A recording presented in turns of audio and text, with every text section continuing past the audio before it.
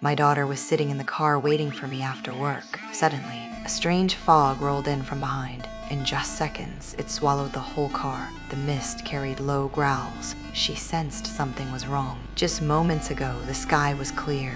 Now the world was covered in fog. As she hesitated, a stranger rushed forward and knocked her to the ground. Terrified, she scrambled back up. The fog was so thick she could barely see a step ahead. She could only feel her way forward. Then she froze in fear. The man who knocked her down was now lying on the ground in a twisted position. She was nearly out of her mind with fear. Luckily, I arrived in time and dragged her into a nearby mall. We slammed the doors shut, but our hearts were still racing. Just then, another mother and her child were about to leave. My daughter stopped them, warning that something dangerous was inside the fog. They refused to believe her. They stepped outside anyway. The air inside grew heavy. No one tried to stop them. Seconds later, a scream tore through the silence. I looked toward the doors. The woman's face was already ruined, and in the next moment, her whole body was pulled away by the fog. Yet everyone was stunned. The horror was right in front of us. The manager rushed over. He sent a few people to check the doors, but no one knew what kind of thing was hiding in the mist. To calm the crowd, he promised all the doors were locked tight.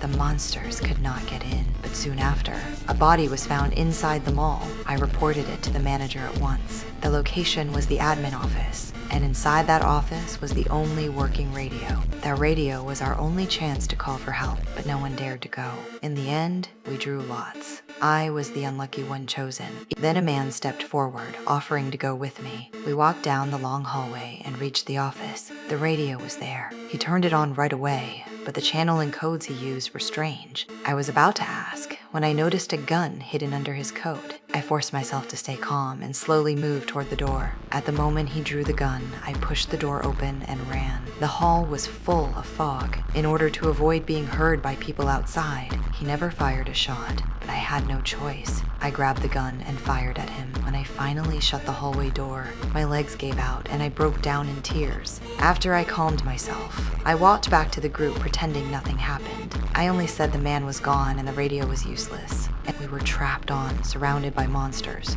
And now, no one knew if we could survive this.